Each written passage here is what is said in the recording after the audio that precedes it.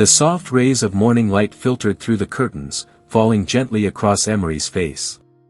He stirred slowly, his mind still hazy from sleep. For a moment, he felt warm, safe, even. But when he tried to move, he felt something heavy draped around his waist. His eyes fluttered open, and he froze. Julian's arm was around him. The man was still asleep, his breathing calm and steady, his face just inches away. The sight startled Emery. Julian's usual sharp, guarded expression was gone, replaced by something peaceful, almost tender. The morning light made his features look softer, his lashes long against his skin. Emery swallowed hard, his heart thudding faster than he wanted to admit. He knew he should move. Get up. Do something. But instead, he stayed there, staring, quietly mesmerized by how human Julian looked when he wasn't being his usual confident, teasing self. A faint smile tugged at Emery's lips before he caught himself. "What are you doing?" he scolded silently. He started to shift away carefully, but before he could, Julian's voice, low and slightly hoarse, broke the silence. "Enjoying the view?" Emery's eyes went wide. Julian's eyes were now open, glinting with amusement. What? No. Emery stammered, his face turning pink. "I wasn't staring, I just..." Julian chuckled softly, stretching like a cat. "You know, if you like my face that much, you could just say so. Saves us both the trouble." "I don't like your face." Emery blurted, sitting up in embarrassment. "And why were you even sleeping next to me?" Julian sat up, clearly enjoying the reaction. "Correction, you were sleeping next to me. This is my room, remember?" Emery frowned, flustered. "That doesn't explain why you were on the same bed." Julian smirked, his voice softening. "You were scared of the thunder last night. I just stayed to make sure you were okay." That made Emery pause. He remembered the flashes of lightning, the booming thunder, and a vague warmth beside him that had chased away his fear. His irritation melted away, replaced by something quieter, something warm. "Oh," he said softly. "Then, thank you." Julian smiled faintly and stood up, buttoning the cuff of his shirt. "You're welcome. Try not to think too much of it, though," he teased, shooting him a playful glance. "Wouldn't want you falling for me too quickly." Emery's face flushed again. "Shut up, Julian," he muttered, looking away. Julian chuckled. "I have to take care of some business I postponed last night, because of you," he added pointedly, though there was a trace of affection in his tone. Emery rolled his eyes but couldn't help smiling faintly. "Sorry for being such an inconvenience." Julian paused at the doorway, looking back at him. "You're not an inconvenience, Emery. Not at all." And with that, he left, the sound of his footsteps fading down the hall.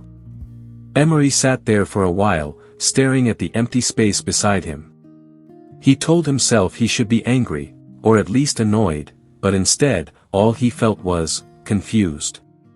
Confused by how safe he'd felt in Julian's arms, and how much he suddenly missed the warmth that had just left the room. Emery sat in the dining room quietly, stirring his tea absent-mindedly, his thoughts wandering. The aroma of freshly baked bread and coffee filled the air, yet his appetite wasn't quite there. He glanced at the empty seat across from him and sighed. "Does he ever eat breakfast?" he asked finally, looking up at Victoria, who was arranging fruit on a tray. The housekeeper smiled, her expression warm but a little weary. "Mr. Halstead?" "Oh, rarely. He's already in his study by the time most people are still dreaming. That man practically lives off coffee and determination." Emery raised an eyebrow, half amused, half concerned. "So he just skips breakfast every day?" Victoria chuckled softly. "Most days, yes. You see, managing a billion-dollar empire isn't exactly a walk in the park. He's always working, always chasing something, contracts, meetings, projects." She sighed, shaking her head. Sometimes, I wonder when he even sleeps. Emery frowned, suddenly feeling a pang of guilt. He remembered how Julian had been helping him with the housing project, personally funding part of it and going out of his way to help even when he didn't have to. Maybe he really was doing all this for him.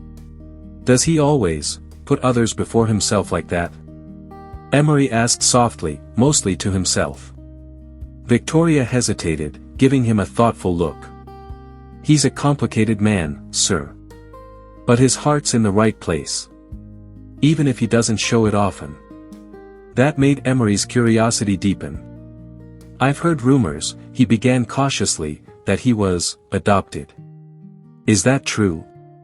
Victoria froze for a moment, her hands pausing mid-air as she adjusted the tray. Well. Before she could continue, James entered, holding a folder in one hand and a serious expression on his face. Victoria, he said firmly, you know the rules. Mr. Halstead doesn't like us talking about his personal life. He hasn't given permission for that. Oh, come now, Victoria said, turning to him with a small scoff. Emery isn't an outsider. He lives here now, doesn't he? Besides, it's not like I'm going to reveal state secrets. It's just a bit of background. That's not for us to decide, James interrupted, his voice calm but stern. The master's past is his own business. The tension between them thickened, the air growing awkward. Emery watched them exchange glares, feeling suddenly guilty for being the cause of it. It's fine, he said quickly, offering a small smile. I didn't mean to cause trouble. Really? He paused, then looked at Victoria. Could you maybe just give me a croissant instead? Victoria blinked, then let out a small laugh, her irritation fading. Of course, Master Emery. She placed the warm, buttery pastry on his plate, and Emery walked away with it, toward the hallway that led to Julian's office. When he reached Julian's office, the door was slightly ajar. He peeked inside, and there he was. Julian sat behind his massive desk, as he flipped through documents. His brows were slightly furrowed, his jaw set in an effortless, commanding way. Emery hesitated at the door, feeling an unfamiliar warmth in his chest. He had seen Julian laugh, tease, even comfort him, but this side.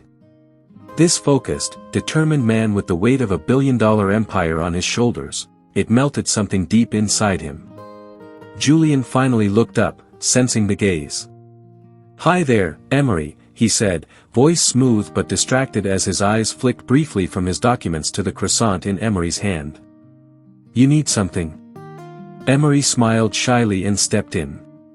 I brought you breakfast. Julian raised a brow, clearly amused. You didn't have to. I know, Emery said softly, setting the croissant down on his desk. But I just wanted to thank you for helping with the shelter project. I didn't realize how busy you really are. Julian paused, leaning back in his chair, eyes now fully on Emery. You thought I just lounged around all day with nothing else to do? Emery chuckled nervously. No, but I didn't think you'd sacrifice this much time for it. For me. For a moment, Julian just looked at him, and Emery felt the air grow heavier, warmer. Then Julian's lips curved into a teasing smirk. Well, what can I say? You're a special case. Emery rolled his eyes, though his cheeks flushed pink. You should eat. You shouldn't neglect your health. Julian leaned forward slightly, elbows resting on the desk. I could eat, he said slowly, eyes glinting with mischief. But only if you feed me. What? Emery sputtered, face instantly turning red. I'm not feeding you. You have two perfectly good hands. Julian chuckled lowly, clearly enjoying every second of his embarrassment. Oh, come on. You're already here. Just one bite. Emery sighed in mock defeat, grabbed a piece of croissant, and hesitantly held it out. Fine. One bite. That's it. Julian leaned forward, far too close, his breath brushing Emery's fingers as he took the bite, slowly, deliberately. His lips almost grazed Emery's skin, and the look in his eyes, it was dangerous. "You're blushing," Julian murmured with a smirk. "Are you sure you don't like feeding me? Why, you're insufferable." Emery stammered, dropping the rest of the croissant and backing away before Julian could say more. The door shut behind Emery, and Julian sat back, grinning to himself. He picked up the croissant Emery had left behind, taking another bite. "Sweet," he muttered with a small smile. The morning sun was already high when Nikki pulled up in front of the shelter, flashing a grin at Emery. "Ready?" he teased, hopping out of the car. Emery smiled, though his eyes widened at the sight of the trunk, packed with boxes of food and supplies. "What on earth is all this?" "Courtesy of Julian," Nikki said with a shrug. "He said the volunteers deserved a treat." Emery blinked, touched. He really didn't have to. Nikki grinned knowingly. Try telling him that. They spent the morning unloading and distributing the food. The volunteers' faces lit up with joy, and Emery couldn't stop smiling as he handed out sandwiches and snacks. Still, Julian lingered in his mind, his teasing smile, his focus at work, the warmth in his eyes when he'd looked at him that morning. While they arranged supplies inside his medical tent, Emery tried casually, "So, Nikki, you've known Julian for a long time, right?" "Since forever," Nikki replied easily, stacking boxes. Emery hesitated. "Then you must know a lot about him." Nikki's tone shifted just slightly. "I know enough." Emery caught the deflection.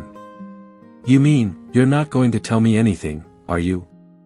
Nikki grinned, but there was something guarded in his eyes. "Let's just say Julian likes to keep some things private. You'll find out what he wants you to know, when he wants you to know it." That only made Emery more curious. Why was everyone so secretive about Julian's past? Hours passed. The day stretched long and tiring, but Emery refused to stop attending to patients. By late afternoon, when there were less patients, he was sitting on a bench, wiping sweat from his forehead, when a familiar voice suddenly called out. "There you are." Emery turned, and froze. Julian stood there in a crisp brown coat, sleeves rolled up, holding a stunning bouquet of lilies and roses.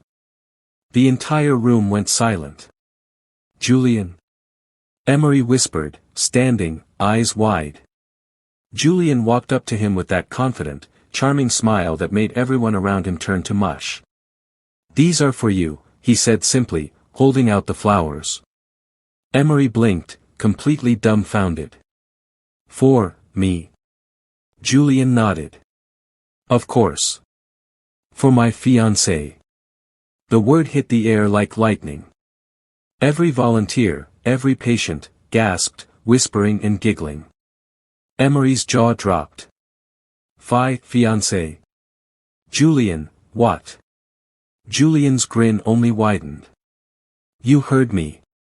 So, everyone," he said, turning to the crowd, "I expect you all to help me convince this stubborn man that my love is real." Laughter erupted. People clapped, some even whistled. Emery felt his face burn so hot he thought he might combust. "Julian," he hissed under his breath. "You can't just say that in front of everyone." Julian winked. Too late. A woman nearby, a cheerful lady named Mrs. Clare, laughed and nudged Emery's arm. "I knew it. I told everyone something was going on between you two." Emery blinked, flustered. "Oh, was it obvious?" She leaned closer with a mischievous grin. "Honey, everyone knows Julian the fisherman never goes out of his way for anyone. That man lives and breathes work.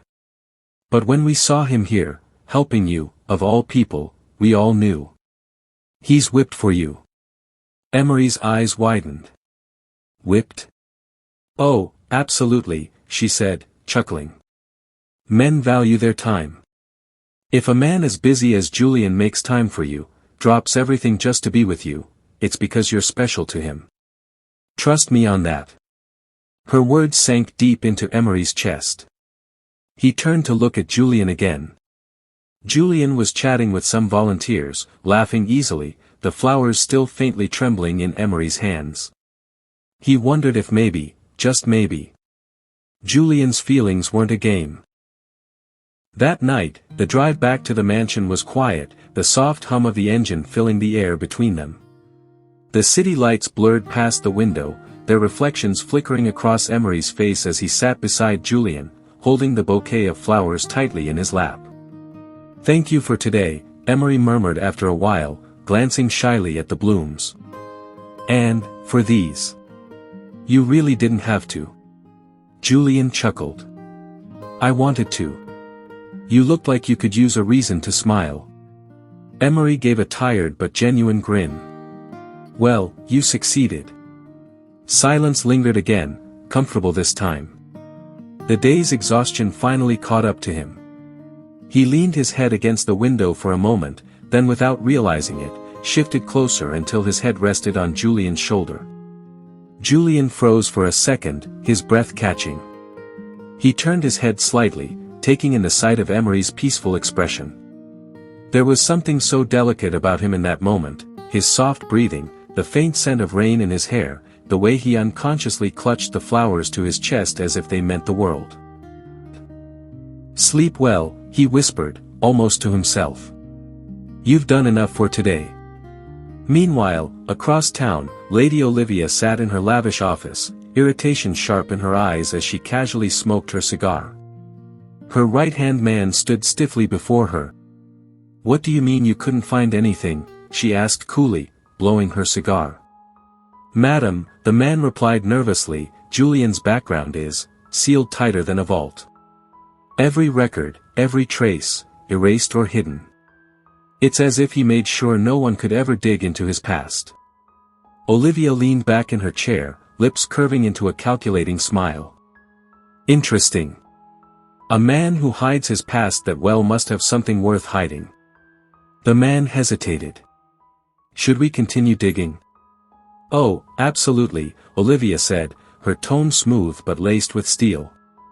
"Everyone has a weakness. And I intend to find his." She set her cigar down, eyes gleaming in the dim light. "What about my son, Ethan? Where is he?" The man cleared his throat. "He left a while ago, ma'am. Said he had a meeting." Her brow arched slightly. "At this hour?" At a quiet, dimly lit cafe across town, Ethan sat at a corner table, watching the door with a puzzled frown. When Hale finally walked in, dressed sharply and exuding confidence, Ethan was surprised. "Hale," he asked. "You actually showed, what's this about? You suddenly asked to meet up. It surprised me considering how you've treated me this past few months." Hale slid into the seat opposite him, crossing his legs elegantly. "I'm not here to argue with you. I'm here because I need a favor from you." Ethan's voice softened with irritation. "You said we were over." "I did," Hale said. "But that depends on you now." Ethan frowned. "What's that supposed to mean?" Hale looked up, eyes glinting with mischief, and something darker. "Win Emery back," he said coolly. "Take him away from Julian." Ethan blinked, caught completely off guard. "What? Why would you do that?" Hale interrupted, leaning forward, "and maybe I'll consider being yours again." Ethan stared at him, shock evident on his face. Thanks for watching. Do like and subscribe to the channel for more episodes. Love you all.